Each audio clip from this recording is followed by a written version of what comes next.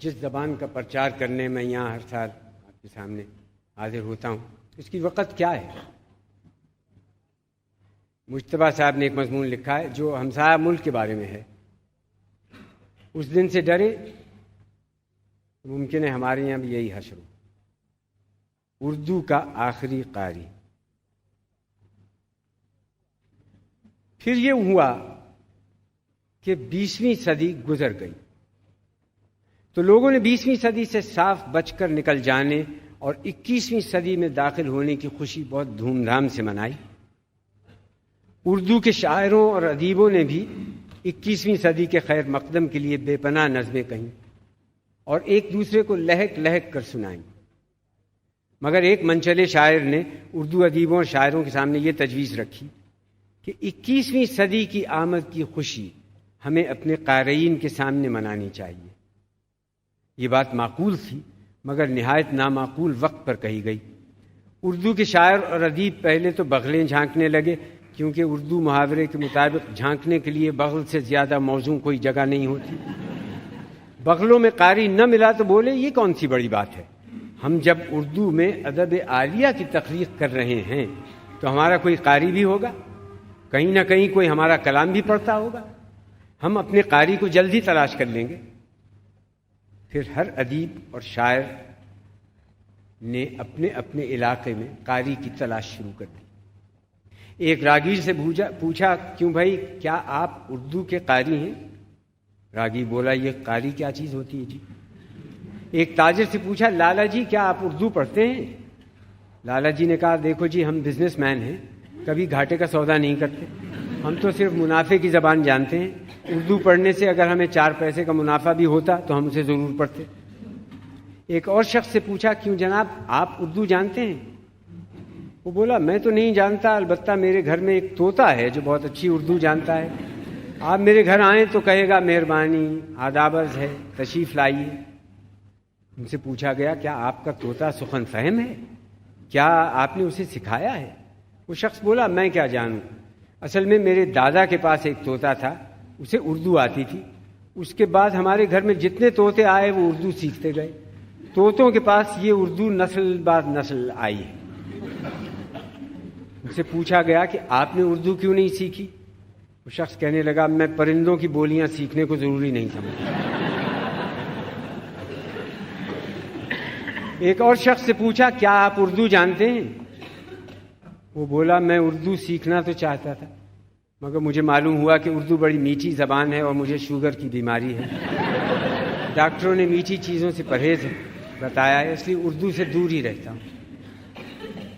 چراغ تلے اندھیرے کو دیکھ کر ادیب پریشان ہو گئے، انہوں نے فوراً ایک میٹنگ بلوائی تاکہ اس نازک صورتحال پر غور کیا جائے۔ جلسے کے صدر نے گلوگیر آواز میں کہا بھائیو آج ہم ایک عجیب صورتحال سے دوچار ہیں کہ ہمارے پاس ساز تو ہے پر آواز نہیں، پھول تو ہے مگر خوشبو نہیں، آگ تو ہے مگر دھواں نہیں، طوفان نہیں، ہوا تو ہے۔ اس پر کسی نے پکار کر کہا قبلہ شاعری تو ہے مگر تقریر نہیں، صاف صاف بتائیے آپ کیا کہنا چاہتے ہیں؟ صدر جلسہ نے کہا بھائیو میں یہ کہنا چاہتا ہوں کہ ہم برسوں سے شعر کہہ رہے ہیں، آج ہمیں پتہ چل رہا ہے کہ ہمارے کلام کو پڑھنے والا کوئی نہیں، ہم برسوں سے ایک دوسرے کو اپنا کلام سنا کر خوش ہو رہے ہیں، ہمیں وہ قاری چاہیے جو خود شاعر یا ادیب نہ ہو۔ ہندوستان کی چھوٹی چھوٹی زبانوں کے پاس قاری موجود ہیں لیکن قاری نہیں ہے تو صرف اردو کے پاس۔ اس پر ایک ادیب نے تجویز پیش کی کہ ہمیں فوراً حکومت سے مطالبہ کرنا چاہیے کہ وہ ہمارے شعر اور افسانے پڑھنے کے لیے چند اردو قاریوں کا تقرر کر دے، ان قاریوں پر یہ پابندی عائد کی جائے کہ وہ روزانہ پابندی سے دفتر آئیں اور 8 گھنٹے ہماری شاعری اور افسانوں کا مطالعہ کریں۔ اگر حکومت ہمارے مطالبے کو تسلیم نہیں کرتی تو ہم اس کے خلاف نظمیں کہیں گے، افسانے لکھیں گے اور حکومت کی اینٹ سے اینٹ بجا دیں گے۔ ایک شاعر نے کہا بھائیو اب ہماری اینٹ صرف محاورے ہی میں بج سکتی ہے، لہٰذا ہمیں اپنے طور پر قاری کی تلاش کرنی چاہیے۔ سرکاری قاری اگر ہمارے ادب کے ساتھ انصاف نہیں کرے گا تو ہمارے ادب کو بھی وہ دفتر کی فائل بنا دے گا۔ بہت غور و فکر کے بعد یہ طے ہوا کہ اردو قاری کی تلاش کے لیے ہندی اور انگریزی اخباروں میں اشتہار دیے جائیں۔ اردو جریدوں میں اشتہار دینے کا سوال اس لیے پیدا نہیں ہوتا تھا کہ ان کو صرف شاعر اور ادیب ہی پڑھتے تھے۔ چنانچہ دوسرے دن اخباروں میں یہ اشتہار چھپا، اردو کے قاری تم کہاں ہو؟ ہم اردو کے شاعر اور ادیب اس بات سے بہت دکھی ہیں کہ تم ہم سے روٹھ کر چلے گئے، اگرچہ ہمیں پتہ نہیں کہ تم کب روٹھ کر چلے گئے۔ ہم شعر و شاعری میں اس قدر مصروف رہے کہ تمہارے جانے کا احساس ہی نہیں ہوا۔ تمہیں کچھ بھی نہیں کہا جائے گا، تم اشتہار دیکھتے ہی فوراً چلے آؤ کہ گلشن کا کاروبار چلے، اگر واپسی کا کرایہ نہ ہو تو ہمیں لکھ بھیجو، ہم اردو اکیڈمی سے تمہاری واپسی کا کرایہ بھیج دیں گے۔ تم اردو ادب کی آبرو ہو، تم اردو کی آخری شمع ہو، تم اردو کی مانگ کا سندور ہو۔ ایک مخبر کا خط انڈیمان سے آیا کہ اردو کا ایک قاری یہاں موجود ہے، خبردار کسی کو کانوں کان خبر نہ ہونے پائے کہ آپ لوگ اسے لینے آ رہے ہیں، اس بات کو راز میں رکھا جائے۔ اب وہ بڑی خوشحال زندگی گزار رہا ہے، اگر میں چاہتا ہوں کہ اس پہ نظر رکھوں گا، آتے ہوئے آپ وہ میرا انعام ضرور لیتے آئیے جو اشتہار کے مطابق آپ نے کہا تھا کہ پہلے اپنے قاری کو دیکھ لیں۔ اس اطلاع کا ملنا تھا کہ اردو ادیبوں اور شاعروں میں خوشی کی لہر دوڑ گئی۔ خوشی کی لہر کیسے نہ دوڑتی، آخر انہیں قاری جو مل گیا تھا۔ شاعروں نے اپنی غزلوں کو مانجنا اور افسانہ نگاروں نے اپنے افسانوں کو چمکانا شروع کر دیا۔ طے یہ کیا گیا کہ اردو شاعروں اور ادیبوں کا ایک وفد چپکے سے انڈمان جائے اور اپنے قاری کو سمجھا بجھا کر لے آئے۔ چنانچہ ایک رات اردو کے کچھ ادیب اور شاعر اپنی پیٹھوں پر اردو کے عصری ادب کو لادے جزیرہ انڈمان کی دھرتی پر اتر گئے۔ مخبر پہلے سے ان کا انتظار کر رہا تھا۔ رات کے اندھیرے میں وفد کے ارکان دبے پاؤں اردو کے آخری قاری کے گھر پہنچے۔ وہ اپنے گھر میں میٹھی نیند سو رہا تھا۔ مخبر نے کہا، بھائیو، اس مکان کو چاروں طرف سے گھیرے میں لے لو، آپ کا قاری اور میرا انعام بچ کر نہ جانے پائے۔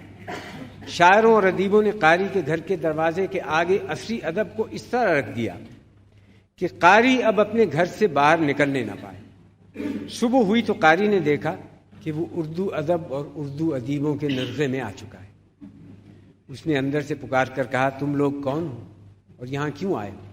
وفد کے لیڈر نے کہا، اردو کے آخری قاری ہم اردو کے ادیب اور شاعر ہیں، ہم بڑی دور سے تمہاری چوکھٹ پر آئے ہیں۔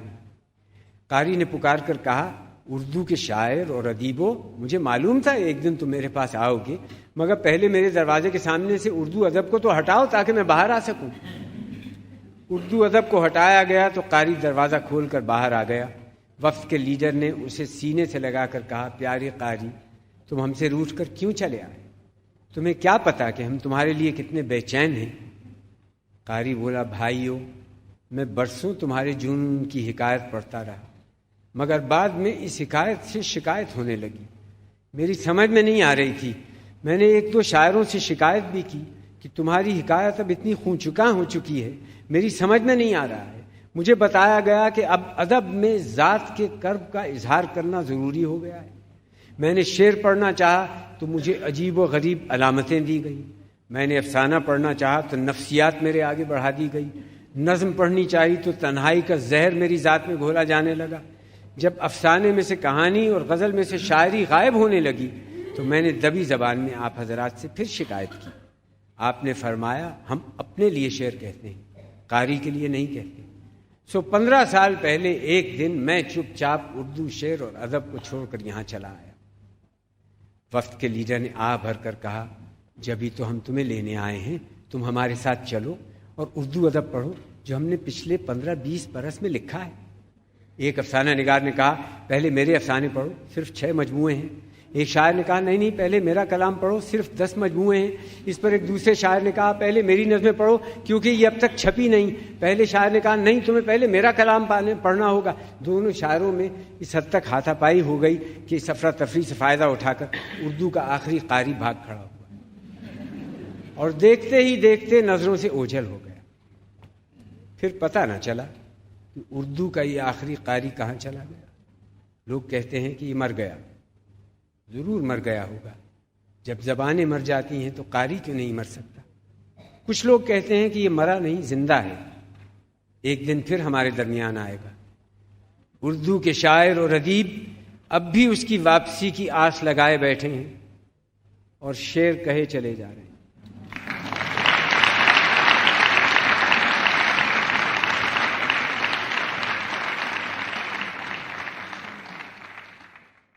جس زبان کا پرچار کرنے میں یہاں ہر سال آپ کے سامنے حاضر ہوتا ہوں، اس کی وقت کیا ہے؟ مجتبیٰ صاحب نے ایک مضمون لکھا